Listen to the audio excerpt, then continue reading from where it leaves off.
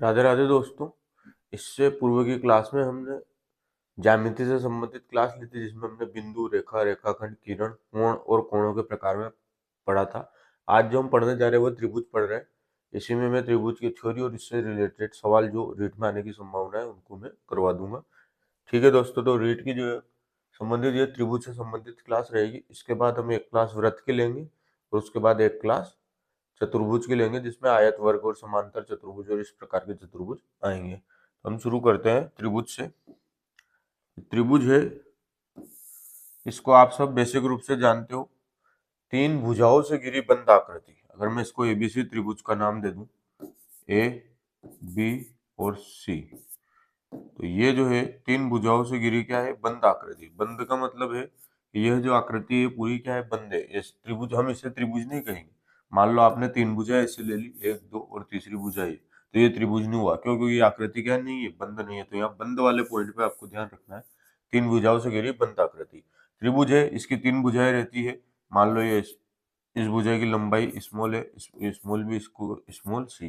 तो त्रिभुज की तीन भुजाएं रहेगी, तीन शीर्ष रहेंगे ए, बी और सी, और इसके तीन कोण रहते हैं। एक कोण ये हो गया, एक ये और ये। तो किसी त्रिभुज में तीन भुजाएं, तीन शीर्ष और तीन कोण होते हैं। अब हम बात करें त्रिभुज के जो आंतरिक कोण है, एक, दो, तीन, कोण ए, कोण बी, कोण सी।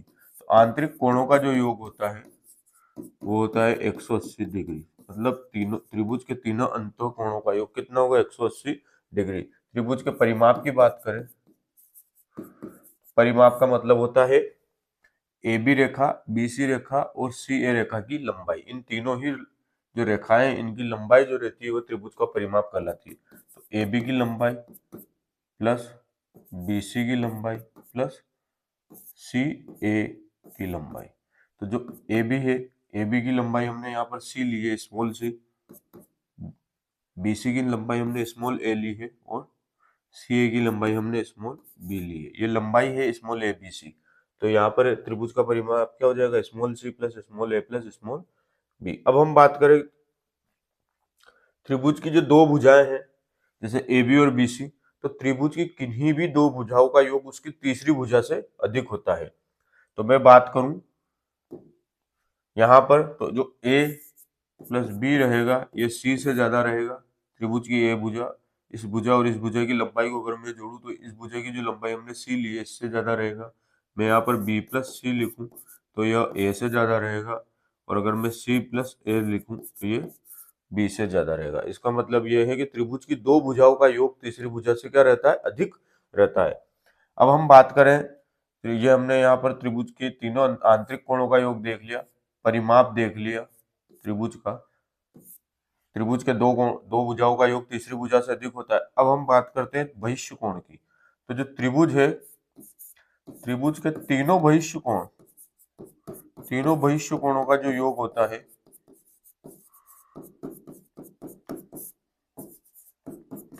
वो 360 डिग्री होता है। ये बात आप याद रखें, त्रिभुज के तीनों बहिष्य कोणों का योग कितना होता है, 360 डिग्री होता है। ये हमेशा फिक्स रहेगा, 360 डिग्री ही रहेगा। और त्रिभुज के आंतरिक कोणों का योग हमेशा 180 डिग्री रहेगा। ये भी आप याद रखें। आपको ये दो कोण दे दिए, इसका पूछा तो 180 डिग्री में से इन दोनों कोण का योग है वो घटा दो।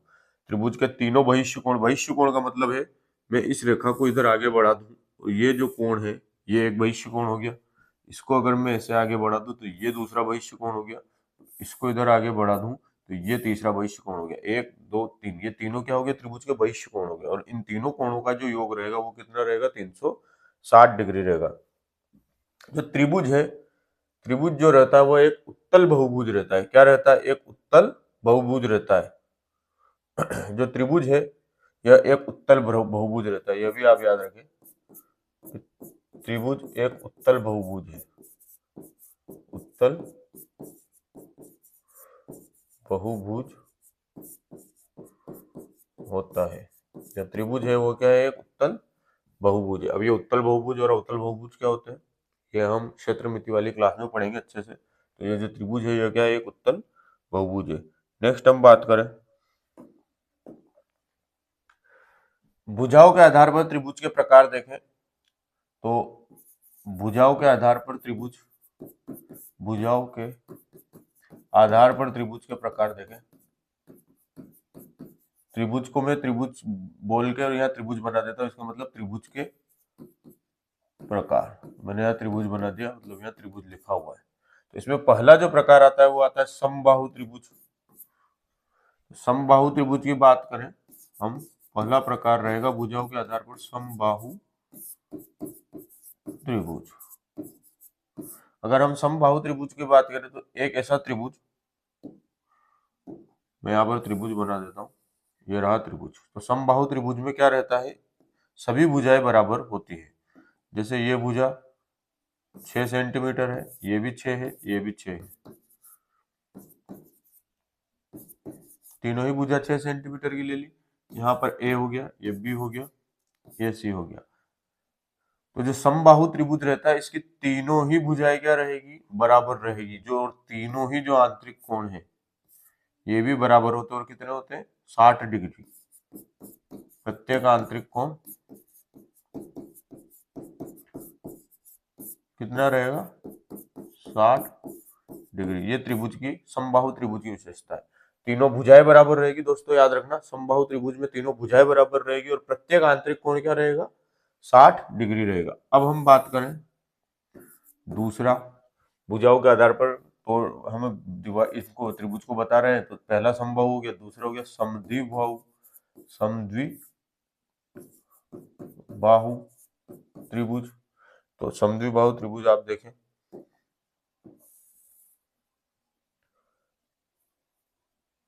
ऐसा त्रिभुज जिसकी दो भुजाएं बराबर, अगर मैं इसको ए, इसको बी और इसको सी दे दूं, ये 7 है, ये 7 है, और ये वाली भुजा अगर मैं 4 ले लूं, तो यहां पर हमने क्या देखा, दो भुजाएं क्या है, ये ए बी और ए सी क्या है, बराबर है, 7-7 सेंटीमीटर की है, पीछे सेंटीमीटर लिख लें। तो ये जो दो भुजाएं ये क्या है, बराबर है। तो जो समद्विबाहु त्रिभुज रहेगा इसमें दो भुजाएं बराबर रहेगी। समबाहु त्रिभुज में सारी ही भुजाएं बराबर रहेगी और प्रत्येक आंतरिक कोण ये कितना होगा, 60-60 डिग्री। यहाँ पर 6-6 सेंटीमीटर लिखा मैंने, इसका मतलब ये नहीं 60-60 डिग्री, इनकी वजह से यहाँ 60 डिग्री आया। अगर मैं यहाँ पर ये भुजा 5 सेंटीमीटर की, ये 5 सेंटीमीटर की, ये 5 सेंटीमीटर की रहती, तो भी आंतरिक कोण हम तीनों ही क्या रहते, 60 डिग्री का रहते। क्यों, क्योंकि जो इसकी जो तीनों भुजाएं वो क्या है, समान लंबाई की है। अब समद्विबाहु त्रिभुज में जो असमान भुजा है, जैसे ए बी और ए सी तो बराबर है, पर असमान भुजा क्या है, बी सी। तो असमान भुजा जो रहती है वो आधार रहती है, आधार कहलाती है, तो कहलाती है। तो असमान भुजा रहेगी वो क्या कहलाएगी, आधार कहलाएगी। ठीक है दोस्तों, त्रिभुज में जो असमान भुजा रहेगी वो आधार कहलाएगी। और जो समद्विबाहु त्रिभुज है, समद्विबाहु त्रिभुज में आधार के कोण, मतलब ये आधार है, असमान भुजा कौन सी, बीसी है, ये आधार है। तो इस आधार रेखा पर जो कोण बन रहे हैं ये और ये दोनों क्या रहते हैं, बराबर रहते हैं। ये कोण और ये कोण क्या रहेंगे, समद्विबाहु त्रिभुज में बराबर रहेंगे। क्यों, क्योंकि ये दोनों रेखाएं बराबर है और ये आधार जो है बीसी, इस पर ये दोनों रेखाएं अगर बराबर है तो इस पर जो कोण बन रहे हैं ये और ये, जो कोण बी सी ए है ये वाला और कोण ए बी सी है ये वाला, ये दोनों क्या रहेंगे, बराबर रहेंगे। तो समद्विबाहु त्रिभुज में आधार के कोण क्या रहेंगे, बराबर रहेंगे, आधार के कोण बराबर रहेंगे, बराबर होंगे। ठीक है, ये होगी समद्विबाहु त्रिभुज की बात। अब हम तीसरी बात करें, विषमबाहु त्रिभुज।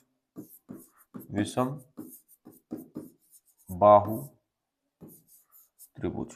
तो अब मैं विषमबाहु त्रिभुज की बात करूं तो एक ऐसा त्रिभुज जिसकी तीनों ही भुजाएं क्या हो, अलग अलग लंबाई की हो। ये मैंने एक त्रिभुज बना दिया, ठीक है, मैं इसको मान लो नाम दे देता हूं ए बी सी। तो जो विषमबाहु त्रिभुज रहेगा, मान लो ये 6 सेंटीमीटर है, ये 7 सेंटीमीटर है, ये 8 सेंटीमीटर है। तो जो तीनों भुजाएं रहेगी असमान रहेगी। जो विषमबाहु त्रिभुज है, तीनों भुजाएं असमान। और दूसरी हम बात करें, तीनों जो कोण है वह भी असमान। यहाँ पर तीन प्रकार के हमने त्रिभुज पढ़ लिए, कोण और समबाहु त्रिभुज, समद्विबाहु त्रिभुज और विषमबाहु त्रिभुज। जो समबाहु त्रिभुज है, तीनों भुजाएं बराबर रहेगी और प्रत्येक आंतरिक कोण इसमें 60 डिग्री का रहेगा।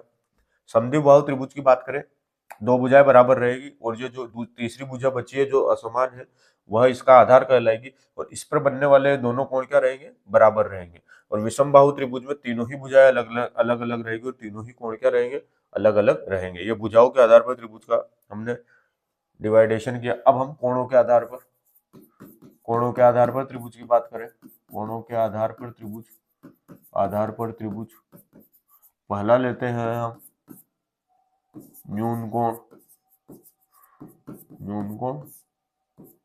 त्रिभुज। तो सबसे पहले बात हो रही है न्यून कोण त्रिभुज की। तो एक ऐसा त्रिभुज,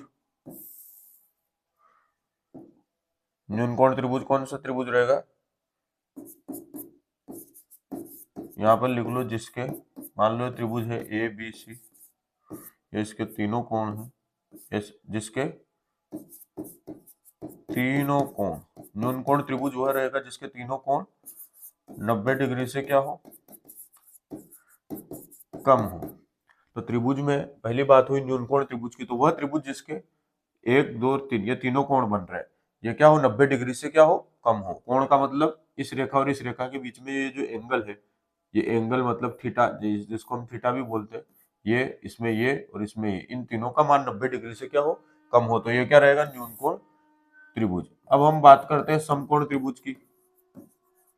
समकोण त्रिभुज, तो समकोण त्रिभुज क्या रहेगा, समकोण त्रिभुज को आप देखो,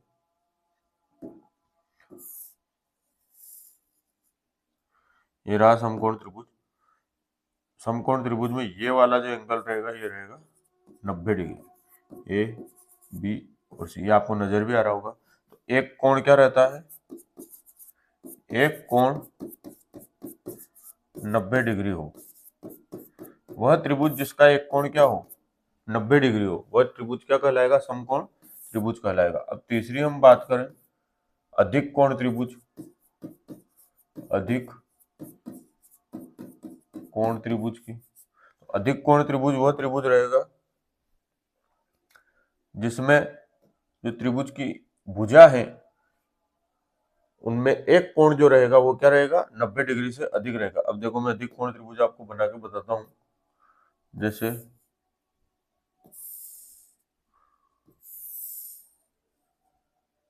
ये जो त्रिभुज है ए बी और सी, ये त्रिभुज एबीसी जो है, ये क्या है, अधिक कोण है। क्यों, क्योंकि इस भुजा पर जो बन रहा है ए बी और बीसी से जो कोण बन रहा है ए बी सी, कोण एबीसी जो है, कोण ए बी सी, अगर इस प्रकार से लिखा है कोण एबीसी, तो इस बीच वाले कोण की बात हो रही है। ए बी सी मतलब बी वाला जो शीर्ष, इस पर जो कोण बन रहा है उसकी बात हो रही है। ठीक है दोस्तों, अगर मैं यहाँ बोलूं कोण ए सी बी, तो ए सी और बी, बीच में क्या आ रहा है, सी, तो सी वाले कोण की बात हो रही है, इस वाले कोण की बात। मैं बोलता हूं बी ए सी कोण, मैं बोलूं कोण बी ए सी, तो बी ए सी का मतलब बीच में क्या आ रहा है, ए, तो ये ए वाले कोण की बात हो रही है। ठीक है दोस्तों, तो यहाँ पर जो कोण एबीसी हम देखें, ए बी सी मतलब ये बी वाला कोण है, ये किससे अधिक है, 90 डिग्री से अधिक है। तो ये क्या हो गया, अधिक कोण। तो ऐसा त्रिभुज जिसका एक कोण 90 डिग्री से अधिक हो, ऐसा त्रिभुज जिसका एक कोण 90 डिग्री से क्या हो,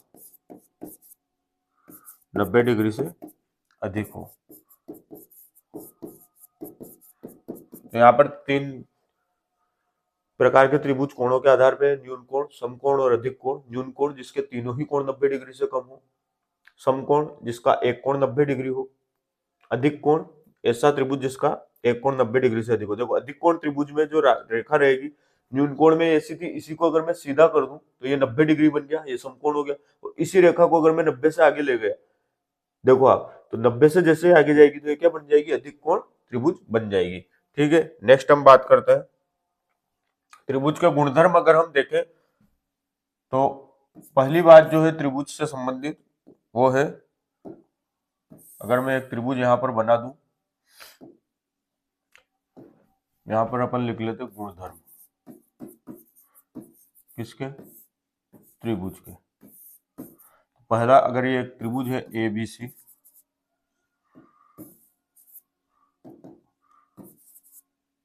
और इसकी भुजाओं की लंबाई है ये स्मॉल है, ये स्मॉल बी और ये स्मॉल सी, ये सब सेंटीमीटर में है, या आप मीटर में भी ले सकते हैं, लेकिन कैलकुलेशन तो मीटर में जो रहेगी, तो मीटर में अगर आप त्रिभुज बनाओगे तो कितना बड़ा रहेगा, इसलिए ज्यादातर जो त्रिभुज रहेंगे वो सेंटीमीटर में ही आपको भुजाएं दे रखी होगी एबीसी।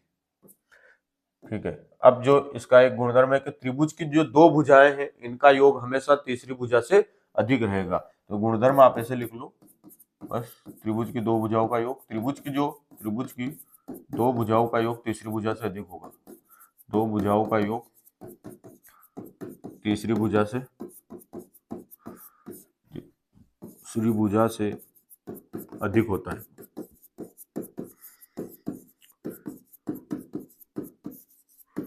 तो जो त्रिभुज की दो भुजाओं का योग है वो तीसरी भुजा से क्या होता है, अधिक होता है। अगर हम बात करें दो भुजाओं के योग की, ये त्रिभुज हो गया ए बी और सी, ये स्मॉल है, ये स्मॉल बी और ये स्मॉल सी। तो दो भुजाएं कोई सी भी ले ले, ए बी और बी सी लेता हूं, तो ए बी की लंबाई तो होगी सी और बी सी की लंबाई होगी स्मॉल है, स्मॉल सी और स्मॉल ए जो है वो ज्यादा रहेगा किससे, स्मॉल बी से।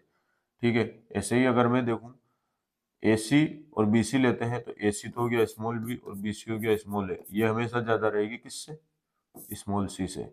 इसी प्रकार हम दो भुजाएं ले लेते हैं ए बी और ए सी, तो ए बी और ए सी की हम बात करें तो ए बी की लंबाई सी सेंटीमीटर है, ए सी की लंबाई बी सेंटीमीटर है, तो ये ज्यादा रहेगी किससे, ए से। तो ये त्रिभुज की किन्हीं भी दो भुजाओं का योग, दो भुजाओं का मतलब दो भुजाओं की लंबाई का योग जो रहेगा वो तीसरी भुजा की लंबाई से क्या रहेगा, अधिक रहेगा। नेक्स्ट हम बात करें,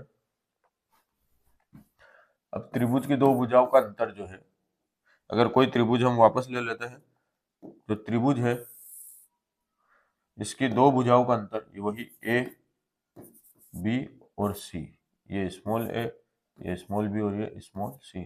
तो त्रिभुज की दो भुजाओं का अंतर हमेशा तीसरी भुजा से क्या रहेगा, कम रहेगा।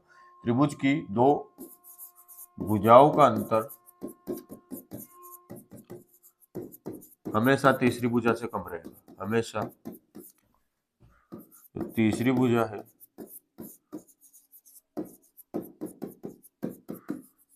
कम रहेगा।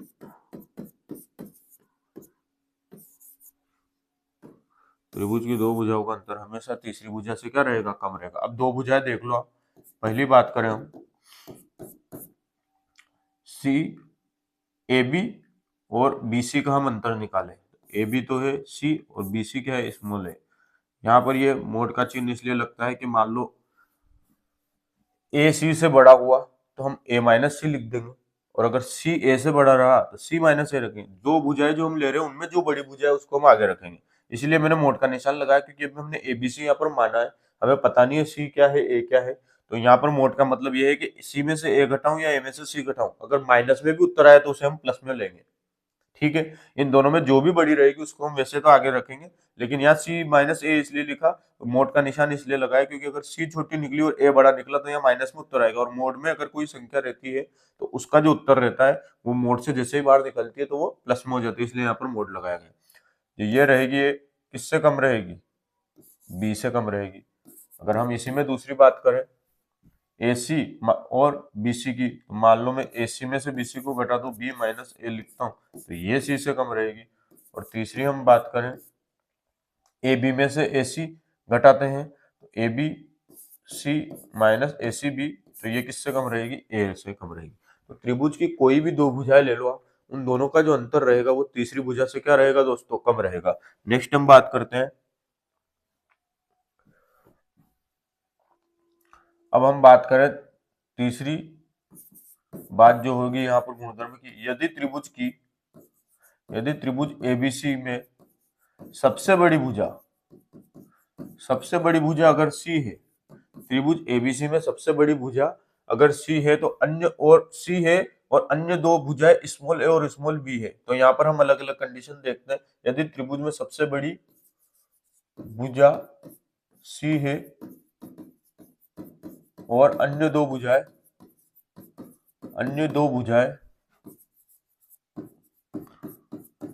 स्मॉल ए कोमा स्मॉल बी है, तो यहाँ त्रिभुज की बात हो रही है जिसमें तीन भुजाएं। ठीक है, अब इसमें जो अलग अलग कंडीशनें बनेगी वो हम देख लेंगे। 1 2 तीन प्रकार की कंडीशन यहाँ पर बनती है कि कोई त्रिभुज है जिसकी सबसे बड़ी भुजा तो है सी और अन्य दो भुजाएं स्मॉल ए और स्मॉल बी है। तो अब अगर आपको पता करना है, एक आपको ऐसे त्रिभुज दे दिया, यहाँ पे मैं आपके त्रिभुज बना देता हूँ।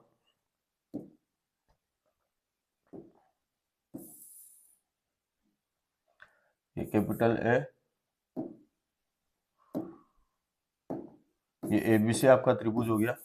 अब इस एबीसी में ये तो होगी स्मॉल है, ये स्मॉल बी होगी और ये स्मॉल सी होगी।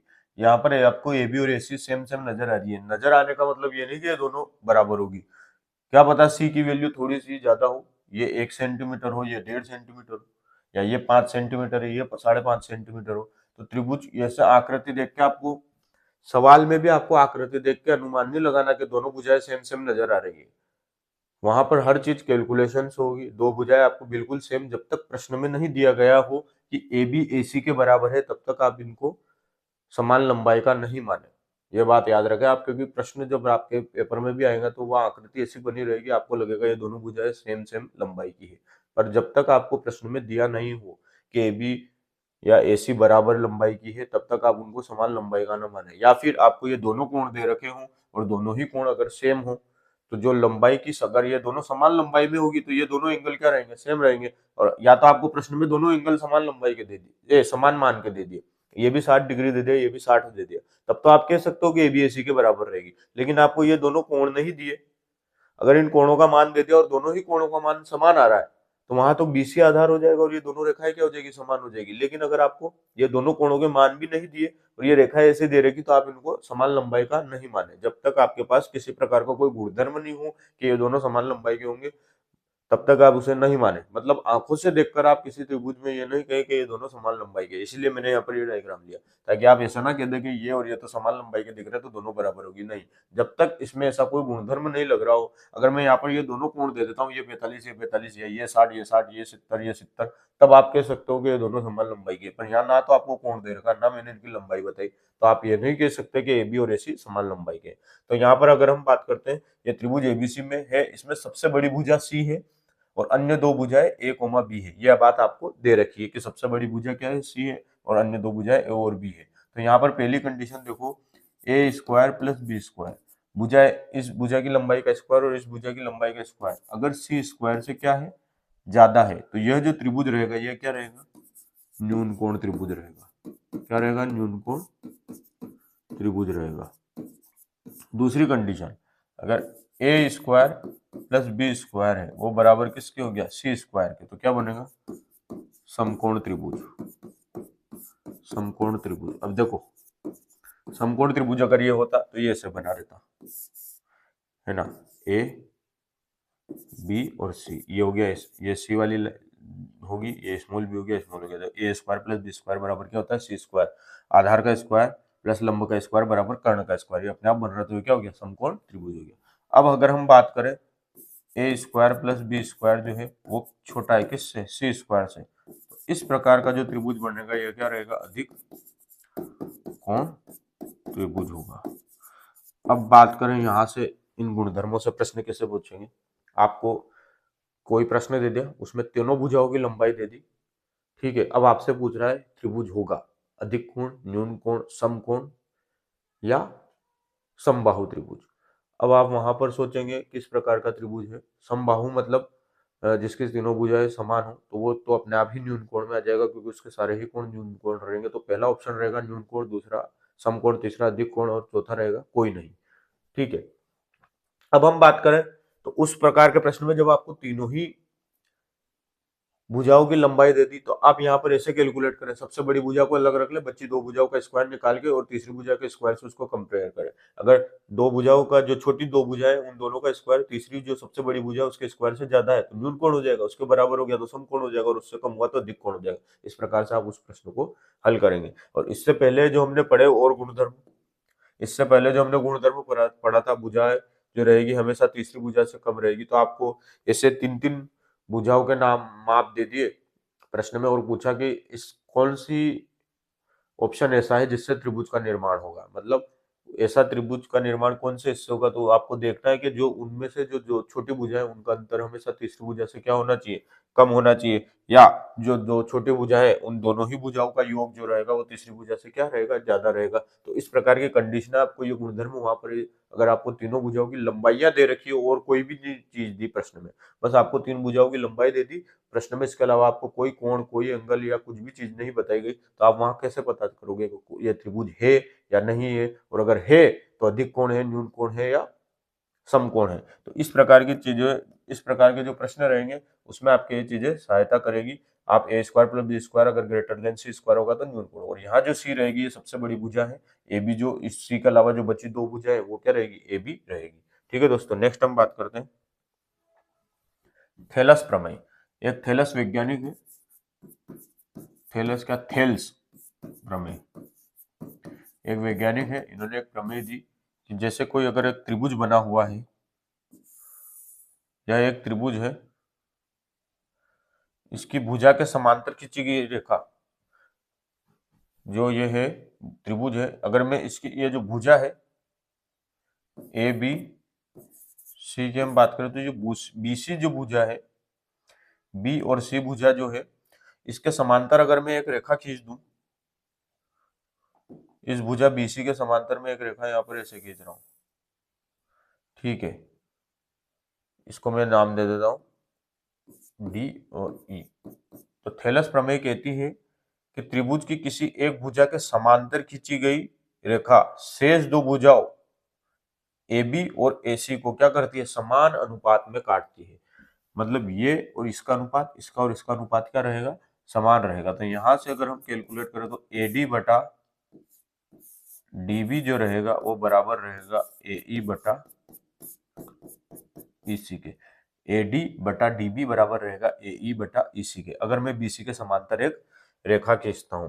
और यही ए डी बटा डी बी ए ई बटा इसी के तो समांतर है ही सही। अब मैं इसको ऐसे भी लिख सकता हूं ए डी बटा ए बी, एक तरह से हम और लिख सकते हैं इसको ए डी बटा ए बी, ए डी बटा ए बी बराबर रहेगा ए ई बटा ए सी, और ये बराबर रहेगा डी ई बटा बी सी। यहां से दो तरह की कंडीशनें बन रही है। देखो आप, यह एक त्रिभुज था, इसकी ये भुजा थी बीसी, मैंने इसके समांतर एक रेखा त्रिभुज के अंदर खींची, तो ये जो रेखा मैंने खींची, तो ये रेखा इस AC को तो E पे मिल रही है और AB को D पे मिल रही है। तो ये रेखा जब इसको D पॉइंट पे मिली, तो जो AD के अनुपात रहेगा, AD की जो लंबाई रहेगी, मान लो ये पूरी 4 सेंटीमीटर की है, तो ये 1 सेंटीमीटर हुआ और ये 3 सेंटीमीटर हुआ, तो इधर 3/1 आया तो इधर भी 3/1 ही आएगा।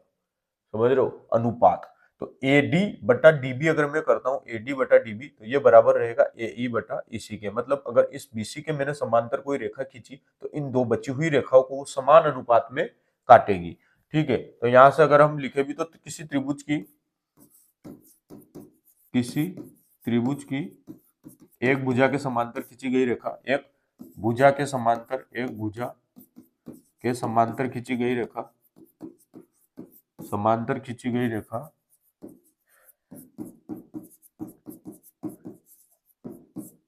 शेष भुजाओं को, जो शेष भुजाओं को क्या करती है, समान अनुपात में काटती है। सेम शेष भुजाओं को समान अनुपात में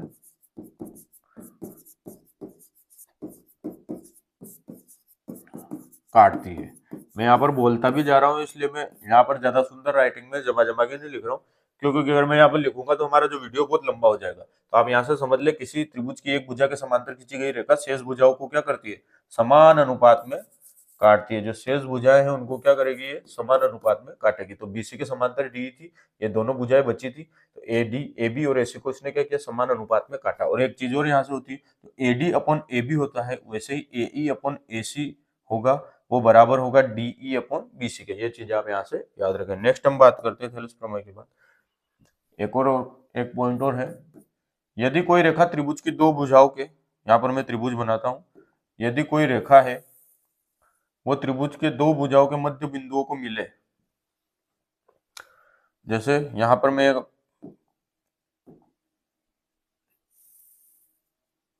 अब ये जो मैंने रेखा बनाई ए बी सी डी और ई, यदि कोई रेखा, यहां पर कोई रेखा वो है डी, त्रिभुज की दो भुजाओं ए बी और ए सी, इनके मध्य बिंदु, ये ए सी का मध्य बिंदु ई है, ए बी का मध्य बिंदु डी है, को मिले तो वह जो तीसरी रेखा है बीसी, इसके तो समांतर तो रहेगा ही सही, साथ में बीसी का क्या रहेगा, आधा। जो डीई रहेगी वो क्या रहेगी, बीसी की लंबाई की क्या रहेगी, आधी रहेगी। ठीक है, तो मैं इस बात को लिख देता हूं, यदि कोई रेखा त्रिभुज की दो भुजाओं के मध्य बिंदुओं को, यदि कोई रेखा त्रिभुज की दो भुजाओं के, यदि कोई रेखा त्रिभुज की दो भुजाओं के मध्य बिंदुओं को काटे, दो भुजाओं के मध्य बिंदु को काटे, मध्य बिंदु को काटे या मध्य बिंदु को मिलाकर बनी है, को मिलाकर बने, तो वह तीसरी भुजा के समांतर, भुजा के क्या रहेगी, समांतर, और क्या रहेगी, समांतर और उसकी आधी होगी। तो यहां पर जो ये डीई है, ये डीई क्या रहेगी, 1/2 बीसी। ये जो डीई रहेगी, इस बीसी की लंबाई की क्या रहेगी, आधी रहेगी। और ये जो डीई है ये क्या रहेगा, समांतर रहेगी बीसी के। ये मैंने आपको पहले बताया था, ये समांतर रहने का चिन्ह है। डीई और ऐसे दो डंडे खींचे हुए और बीसी लिखा हुआ, तो इसका मतलब है कि जो डीई और बीसी का है समांतर, ये डीई और बीसी समांतर, इन दोनों को मैं आगे बढ़ाऊंगा तो ये आपस में नहीं मिलेगी। और यहाँ से एक इंपॉर्टेंट चीज है, जो डीई रहेगी वो इस बीसी की क्या रहेगी, आधी रहेगी। क्यों, क्योंकि इन बीसी के अलावा जो दो भुजाएं बची हुई है, इन दोनों के मध्य बिंदुओं को मिलाकर क्या बनी है, रेखा बनी है। नेक्स्ट हम बात करते हैं त्रिभुज की माध्यिका की। अब हम आए हैं माध्यिका पर, तो सबसे पहले मैं एक त्रिभुज बनाता हूं। अब हम बात कर रहे हैं त्रिभुज की माध्यिका की। तो माध्यिका रहेगी, त्रिभुज का जो शीर्ष है, इसके सामने की भुजा के मध्य बिंदु पर अगर हम एक रेखा डालें, जैसे यहाँ पर शीर्ष ले लेते हैं ए बी और सी। अभी इस ए शीर्ष से मैं क्या कर रहा हूं, एक सीधी रेखा यहां से मैं डाल रहा हूं, जो सामने वाली भुजा बीसी के किस पर है, मध्य बिंदु पर है। ये जो बीसी का जो बीच वाला बिंदु है, मतलब ये रेखा और ये रेखा क्या रहेगी, बराबर रहेगी। ये हिस्सा और ये हिस्सा क्या रहेगा, बराबर रहेगा। मैं इसको नाम दे देता हूँ, ए बी सी था, ये डी नाम दे दिया। ठीक है, अब मैं एक माध्यिका और बनाता हूँ, क्योंकि त्रिभुज के अंदर तीन कोण शीर्ष है, तो तीन शीर्षों से कितनी माध्यिका बनेगी, तीन माध्यिका बनेगी। अब अगर हम दूसरी माध्यिका की बात करें, एक और माध्यिका यहाँ से ऐसे चली और इधर एसी के मध्य बिंदु पर यहाँ पर आके मिली, तो ये और ये जो रहेगा, ये क्या रहेगा, बराबर रहेगा।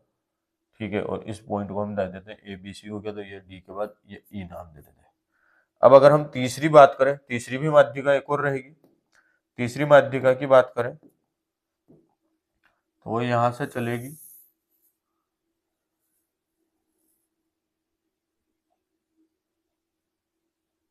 और यहाँ आके मिलेगी। इसका नाम ले लेते हैं हम, ए बी सी हो गया, डी हो गया, ई हो गया, ये होगी एफ। ठीक है, तो ये हो गया एफ, ये और ये बराबर रहेगा। तो अब बात करें हम त्रिभुज की माध्यिकाओं की, तो ये देखिए अब माध्यिका, एक त्रिभुज एबीसी है, यहाँ पर बीई एडी और सी एफ क्या है, त्रिभुज की माध्यिका है। अब त्रिभुज की माध्यिका क्या होती है, त्रिभुज का कोई शीर्ष है, उससे सामने वाली जो भुजा है, ए के सामने बीसी भुजा है, इसके मध्य बिंदु पर अगर मैं एक ऐसी रेखा खींचूं जो त्रिभुज के शीर्ष से चले और सामने वाली भुजा के मध्य बिंदु पर मिले, तो ये जो रेखा रहेगी एडी, ये क्या रहेगी, इसकी माध्यिका रहेगी, शीर्ष ए के संगत। तो एक शीर्ष ए के संगत माध्यिका क्या होगी, एडी। शीर्ष बी के संगत माध्यिका होगी बीई। शीर्ष सी के संगत माध्यिका होगी सी एफ। तो ये तीनों त्रिभुज की क्या होगी, माध्यिका होगी। और जो ये तीनों माध्यिकाएं जिस बिंदु पर मिलती है, इस बिंदु पर यह क्या रहेगा, त्रिभुज का केंद्रक। त्रिभुज की तीनों माध्यिकाएं जिस बिंदु पर मिलती है उसे त्रिभुज का केंद्रक कहते हैं। और जो त्रिभुज का केंद्रक है वो माध्यिका को 2:1 में काटता है। जैसे ये माध्यिका एडी है, इसका केंद्रक ये रहा, तो ये 2:1। ये लंबाई, अगर इसकी पूरे की मैं लंबाई मान लूं, यहाँ पर 8 सेंटीमीटर ले लूं, या 6 सेंटीमीटर ले लूं, तो ये जो एडी अगर मैं 6 सेंटीमीटर मानता हूं, तो ये ए से इस केंद्रक ओ तक, इस केंद्र को मैं ओ नाम दे देता हूं, तो ए से जो ये केंद्र है यहां तक की जो लंबाई रहेगी, अगर ये एडी पूरी 6 सेंटीमीटर की है तो ए से ओ तक 4 सेंटीमीटर रहेगी, फिर ओ से डी तक कितनी रहेगी, 2 सेंटीमीटर रहेगी। क्यों? क्योंकि अगर मैं 4:2 करूं तो 2:1 आ जाएगा, क्योंकि 4/2 का 2 एकम 2 और 2 एकम 2 2 2 4 और 2 एकम 2, तो ये 2:1 रहेगा। तो जो एडी रहेगी उसको ये केंद्रक है, ये ओ है, इसको जीरो मत मानना, ये ओ है, ये ओ जो है एडी को 2:1 में काटेगा। तो त्रिभुज का जो केंद्रक रहेगा वो प्रत्येक माध्यिका को कितने अनुपात, किस अनुपात में काटेगा, 2:1 में काटेगा। ये बात आप याद रखना। इससे प्रश्न बनता है, आपको किसी माध्यिका की लंबाई दे दी और पूछा कि त्रिभुज का जो केंद्रक है उसको 2:1 में काट रहा है, तो ये आपको ऐसे डायग्राम दे दिया और कह दिया इस एडी की लंबाई आपको पूरी दे दी और पूछा कि एओ बताओ, और ये जो एओ है, यहाँ ओ जो है वो क्या है, केंद्रक है, तो एओ की लंबाई बताओ। तो आपको याद रखना है कि जो एओ रहेगा वो 2:एडी रहेगा, उसको ये केंद्रक वो 2:1 में काटेगा, तो जिसकी पूरी लंबाई दे रखी उसमें से आप 2:1 के हिसाब से इसका लंबाई निकाल लोगे। ठीक है। अब जो त्रिभुज की तीनों माध्यिकाएं हैं, ए एडी, एई और सी एफ, ये इससे देखो त्रिभुज में कितने, इसने इन त्रिभुज तीनों ही माध्यिकाओं को अगर हम देखें तो ये तीनों ही माध्यिका त्रिभुज को 6 बराबर भागों में बांट रही है। देखो एक त्रिभुज तो ये हो गया, दूसरा ये हो गया, तीसरा ये, चौथा ये, पांचवा ये और छठा ये, तो 6 त्रिभुज बन रही है। तीनों ही त्रिभुज क्या रहेंगे, बराबर रहेंगे। तीनों ही त्रिभुज क्या रहेंगे, बराबर रहेंगे। और एक ऐसा त्रिभुज जिनकी तीनों ही माध्यिकाएं समान लंबाई की हो, अगर कोई त्रिभुज ऐसा है जिसके तीनों ही माध्यिकाएं समान लंबाई की है, तो वह त्रिभुज क्या रहेगा, समबाहु त्रिभुज रहेगा। ठीक है। तो यहाँ पर आप एक पॉइंट तो ये लिखो,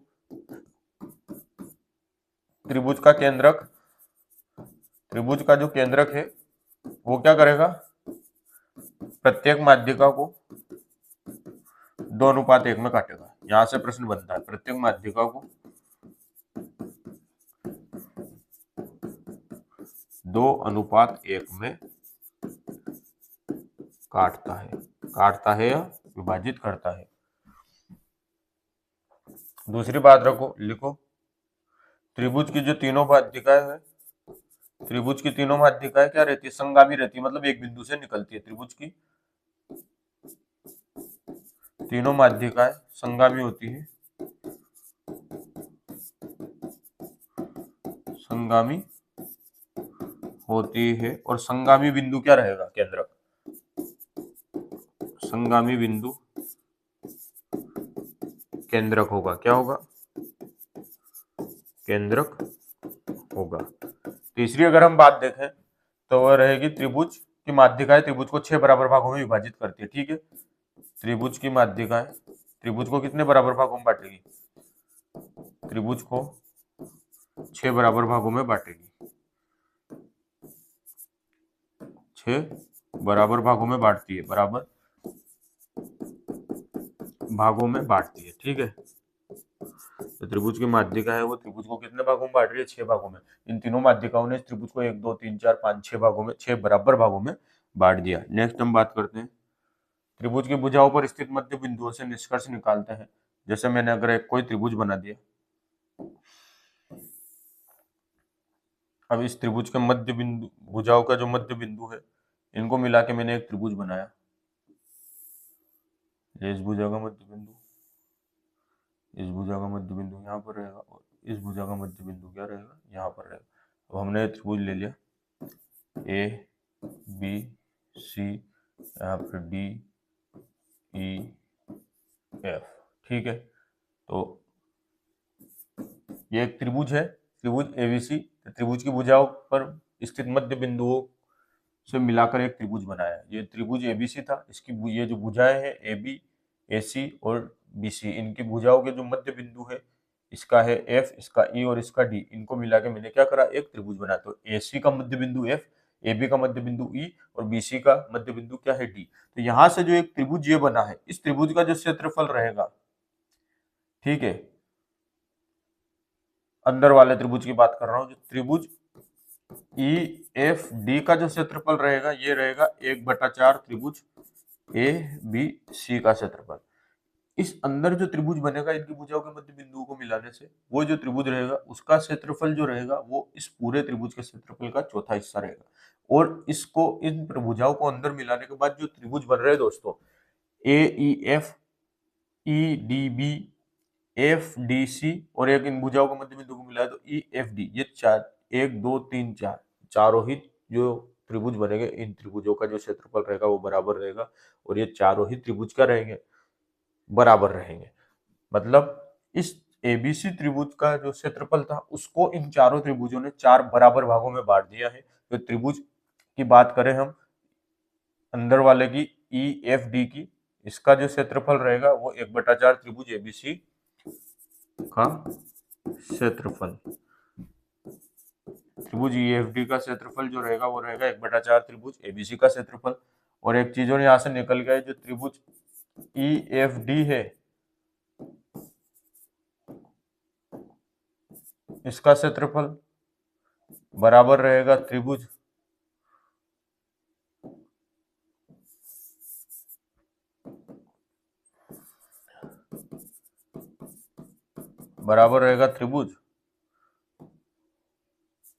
ए ई एफ का क्षेत्रफल बराबर रहेगा त्रिभुज ए ई एफ के बाद क्या आएगा, ई बी डी क्षेत्रफल प्लस, बराबर प्लस नहीं, यहाँ पर बराबर का निशान आएगा, यह बराबर रहेगा एफ डी सी, त्रिभुज एफ डी सी का क्षेत्रफल, और बराबर क्या रहेंगे 1/4 त्रिभुज एबीसी का क्षेत्रफल। इसका इसका इसका और इसका, इन चारों का जो क्षेत्रफल रहेगा अगर उनको हम जोड़ें तो त्रिभुज एबीसी का क्षेत्रफल आएगा। और अगर हम इनमें से एक एक का क्षेत्रफल निकालें, मान लो मैं बीईडी का जो क्षेत्रफल निकाल रहा हूं तो ये ए बी सी का जो क्षेत्रफल है उसका चौथा हिस्सा, मतलब एबीसी के क्षेत्रफल में 4 का भाग दे दूं तो इन एक एक डिब्बों का क्षेत्रफल आ जाएगा, या एक एक त्रिभुज का क्या आ जाएगा, क्षेत्रफल आ जाएगा। इस बड़े त्रिभुज को मैंने 4 टुकड़े बन गए यहाँ पर, अगर मैंने इन भुजाओं के मध्य बिंदुओं को मिला दिया। अब परिमाप की बात करें तो जो परिमाप रहेगा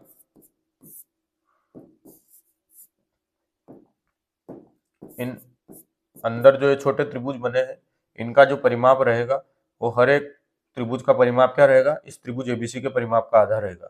तो त्रिभुज ई एफ डी का परिमाप जो रहेगा वो क्या रहेगा, 1/2 त्रिभुज ए बी सी का परिमाप। ठीक है, ऐसे ही अगर मैं त्रिभुज ए ई एफ की बात करूं, ए ई एफ का परिमाप वो भी क्या रहेगा, बराबर रहेगा 1/2 त्रिभुज एबीसी का परिमाप। कुल मिला के बात यह है कि यहाँ पर जो अंदर 4 त्रिभुज बने इसमें से हर एक त्रिभुज का अगर परिमाप की बात करें तो वह तो इस बड़े त्रिभुज का आधा रहेगा, और अगर क्षेत्रफल की बात करें तो इस बड़े त्रिभुज के क्षेत्रफल का चौथा हिस्सा इनका क्या रहेगा, क्षेत्रफल रहेगा। अब एक बात और देख लो, यह तो इस त्रिभुज के अंदर यह त्रिभुज था, अब इस त्रिभुज के अंदर अगर एक और त्रिभुज बना दिया जाए, इसको भी आप देखो, अब मैं इस त्रिभुज के अंदर एक त्रिभुज और बना देता हूं जो इस अंदर वाले त्रिभुज की भुजाओं के मध्य बिंदुओं को मिलाकर बनाया है। देखो ये बड़ा त्रिभुज, इस बड़े त्रिभुज की भुजाओं के मध्य बिंदुओं को मिलाकर ये अंदर वाला ये त्रिभुज बना था। अब इस ई एफ, एफ डी और ई डी, इन तीनों भुजाओं के मध्य बिंदुओं को मिलाकर भी अंदर एक त्रिभुज और मैं बना देता हूं, मान लो एक पी क्यू आर है, ये है पी, ये रहा क्यू और ये रहा आर। तो ये जो त्रिभुज रहा पी क्यू आर, तो ये जो पी क्यू आर का क्षेत्रफल रहेगा वो क्या रहेगा, इस बड़े त्रिभुज का 16वां हिस्सा रहेगा। देखो कैसे, अब मैं यहाँ पर लिख देता हूँ त्रिभुज पी क्यू आर का क्षेत्रफल बराबर रहेगा 1/4 त्रिभुज, क्योंकि ये त्रिभुज पी क्यू आर जो है इस अंदर इस छोटे वाले त्रिभुज के अंदर है, तो इसका तो चौथा हिस्सा ई एफ डी का क्षेत्रफल और बराबर होगा 1/16 त्रिभुज एबीसी का क्षेत्रफल।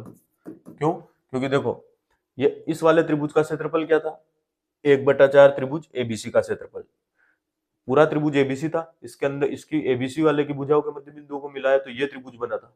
इसका क्षेत्रफल था इस पूरे त्रिभुज का 1/4। अब इसके अंदर वालों को मिला रहा हूं तो इसके अंदर वाले का क्षेत्रफल क्या रहेगा, इस वाले का 1/4। त्रिभुज ईएफडी के क्षेत्रफल का 1/4 और त्रिभुज ईएफडी का क्षेत्रफल ही 1/4 त्रिभुज एबीसी का क्षेत्रफल था। तो 1/4 और 1/4 इसके 1/4 और इसके 1/4 गुणा होकर क्या हो गया, 1/16 हो गया। मैं इस वाले को ऐसे भी लिख सकता हूँ 1/4 गुणा 1/4 त्रिभुज एबीसी का क्षेत्रफल। ये मैंने ऐसे कहां से लिखा, क्योंकि त्रिभुज ईएफडी का क्षेत्रफल देखो, त्रिभुज ईएफडी का क्षेत्रफल था 1/4 त्रिभुज एबीसी का क्षेत्रफल। तो मैंने यहाँ पर ये क्या लिख दिया, 1/4 त्रिभुज एबीसी का क्षेत्रफल। 1/4 और 1/4 गुणा होकर क्या बन गया, 1/16 त्रिभुज एबीसी का क्षेत्रफल। तो इस प्रकार का प्रश्न कभी आ जाए तो आप डायरेक्ट वहां से इस फॉर्मूले से इसको निकाल लें। नेक्स्ट हम बात करते हैं, त्रिभुज पीक्यूआर की भुजा क्यूआर को बिंदु एस तथा टी 3 बराबर भागों में बांटते हैं। तो एक त्रिभुज अगर हम ले लें यहाँ पर पीक्यूआर, मैं लेता हूं त्रिभुज पीक्यूआर, इस प्रकार से एक त्रिभुज ले लेता हूं पीक्यूआर। तो त्रिभुज पीक्यूआर की बात करें, मैंने एक त्रिभुज लिया है, ठीक है दोस्तों, एक त्रिभुज ले रहा हूं मैं पीक्यूआर, ये हो गया पी, क्यू और आर। इसमें पीक्यूआर में दो भुजाएं यहां से मैं निकालता हूं,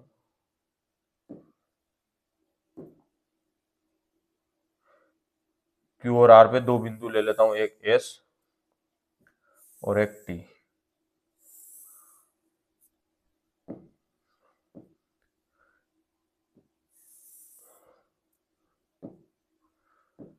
मैंने इस पे दो बिंदु लिए, एक तो एस और एक टी। अब ये देखो आप, त्रिभुज था पी क्यू आर, इस पे दो बिंदु मैंने लिए एस और टी, जो इस क्यू आर को क्या कर रहे हैं, बराबर भागों में बांट रहे हैं। मतलब ये लंबाई और ये लंबाई, ये डिब्बा और ये डिब्बा, मतलब क्यू एस बराबर है एस टी के और बराबर है टी आर के। अगर ऐसी कंडीशन है तो त्रिभुज जो रहेगा पी क्यू एस का क्षेत्रफल बराबर त्रिभुज पी एस टी का क्षेत्रफल बराबर होगा त्रिभुज पी आर टी का क्षेत्रफल। और ये तीनों ही त्रिभुज जो इसमें बने 1 2 3, इनका क्षेत्रफल रहेगा 1/3 त्रिभुज पी क्यू आर का क्षेत्रफल। इस चीज को आप याद रखें।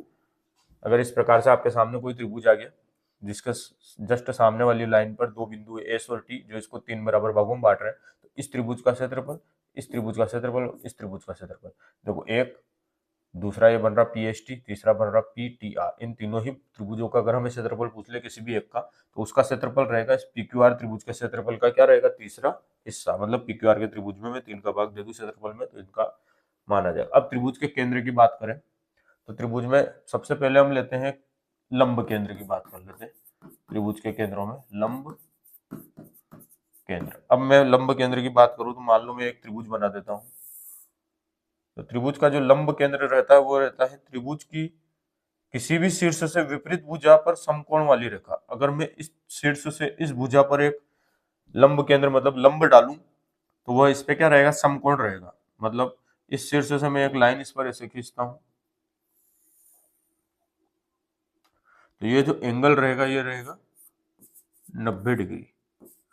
ठीक है, तो त्रिभुज के किसी शीर्ष से सामने वाली भुजा पर अगर मैं एक रेखा खींचूं और वो रेखा उस पर 90 डिग्री का कोण बनाती है तो वह इस शीर्ष के संगत क्या रहेगा, लंब रहेगा। तो जो एडी रहेगा वो शीर्ष ए के संगत लंब रहेगा।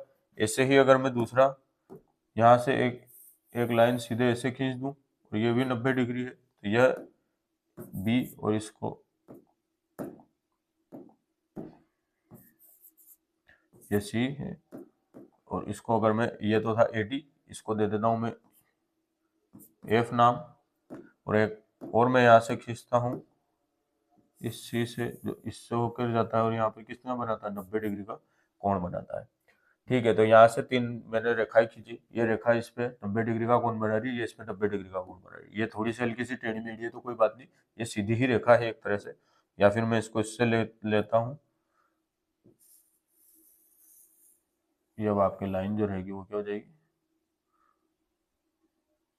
सीधी होगी। ठीक है, ऐसे ही इधर भी ले लेते हैं एक लाइन,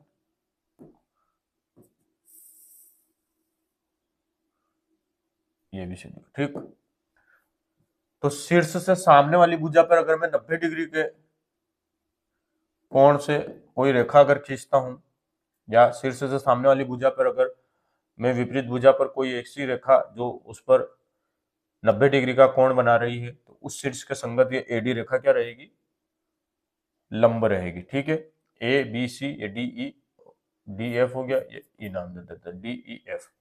ठीक है, तो ये तीन यहां पर क्या बने, लंब बने, बी एफ सीई और एडी।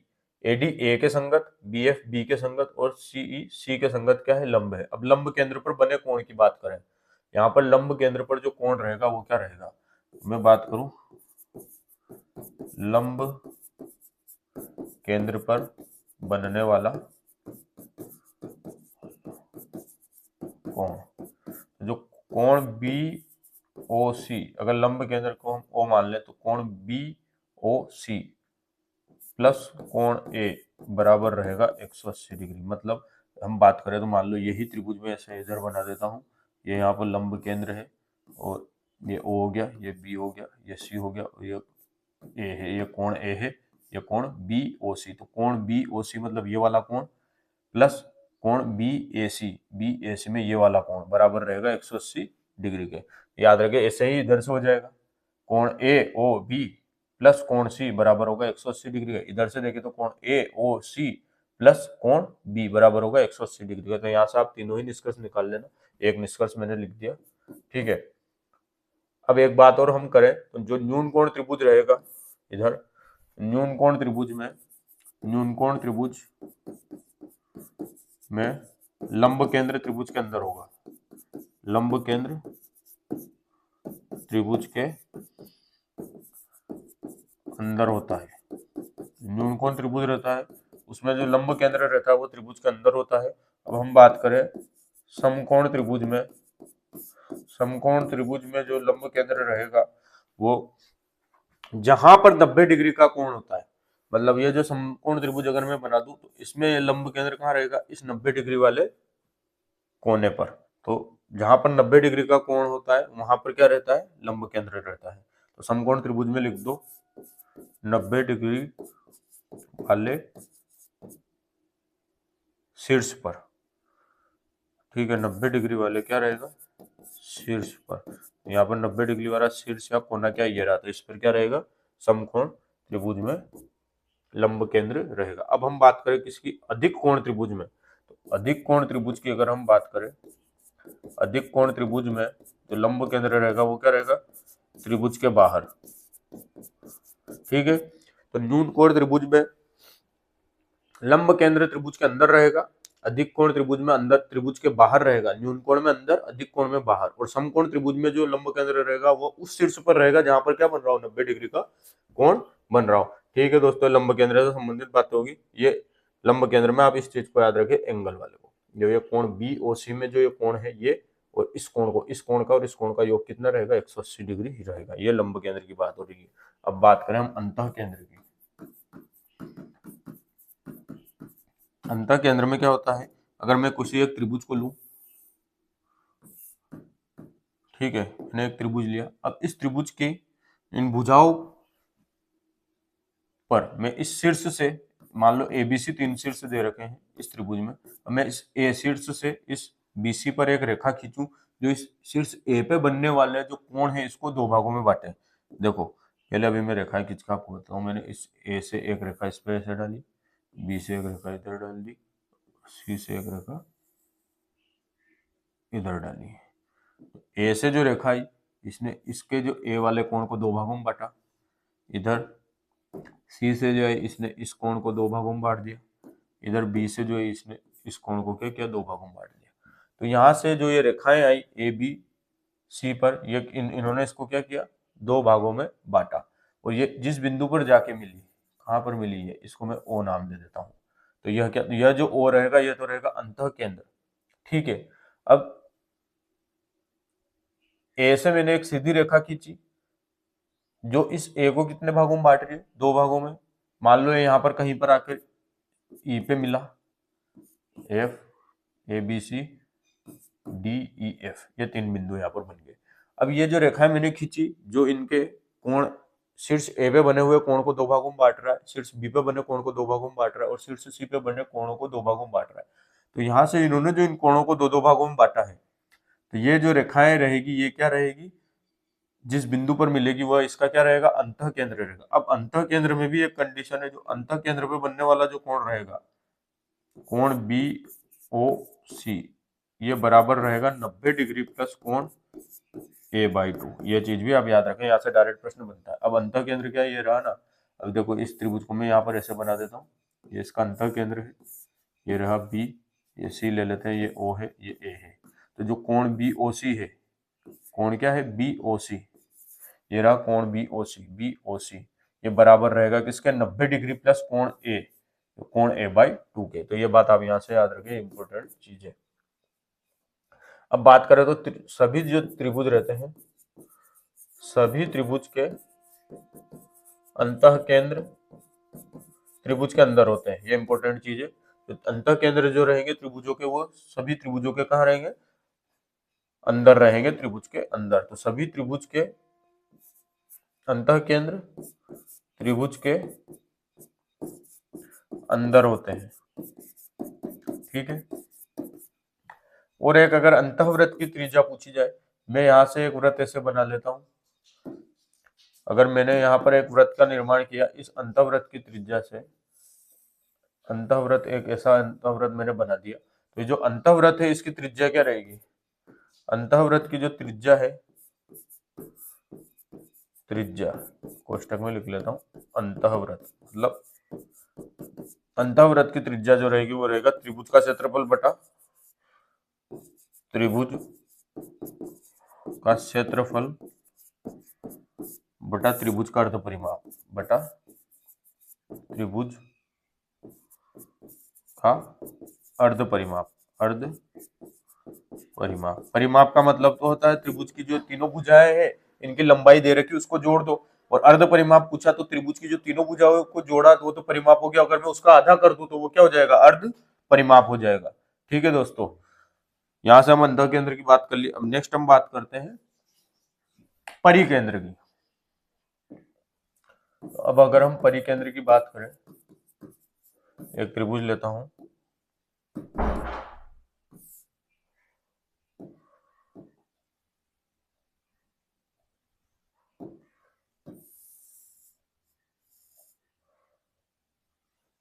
ये मैंने एक त्रिभुज ले लिया, ए बी और सी।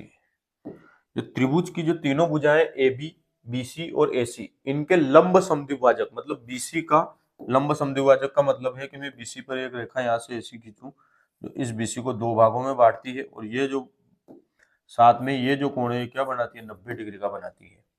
ठीक है, तो जो त्रिभुज की तीनों भुजाओं के लंब समद्विभाजक जिस बिंदु पर मिलते हैं वह क्या रहता है, उनका परिकेंद्र रहता है। अब मैं यहाँ से एक रेखा ऐसे खींच देता हूँ, यहाँ से एक रेखा अपन ऐसे खींच देते हैं, इस पे कितना डिग्री का कोण बनाएगी, 90 डिग्री का कोण बनाएगी। यह जो कोण रहेगा यह भी 90 डिग्री रहेगा, यह जो कोण रहेगा यह भी क्या रहेगा, 90 डिग्री रहेगा। तो ये क्या हो गया, परिकेंद्र हो गया। अब इन्हीं रेखाओं को आगे बढ़ा देते हैं, इसी रेखा को आगे बढ़ा दिया तो ये ऐसे जाके यहाँ मिल जाएगी, इसको ये तीनों रेखाएं क्या होगी, आगे मिल गई।